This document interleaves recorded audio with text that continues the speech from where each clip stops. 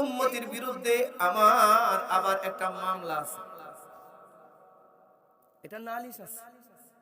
যে উম্মতের জন্য আমি পেরেশান, এই উম্মতের বিরুদ্ধে আমার একটা মামলা আছে। কি মামলা? আল্লাহ বলেন, ওয়াকালার রাসূলু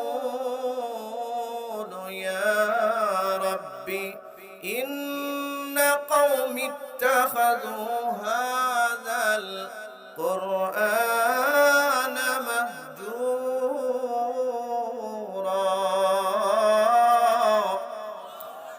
আল্লাহ তাআলা এই কথাটা উঠায় ধরছেন। আল্লাহ রাসূল ডাক দিয়ে বলবেন, ওয়াকালার রাসূল, নবীজি ডাক দিয়ে বলবেন সূরা ফুরকান আয়াত নাম্বার 30। বিশ্বাস না হলে কোরআন মাজিদ খুলবেন, খুলে দেখবেন কি বলছেন। আল্লাহর ডাক দিয়ে বলবেন, ইয়া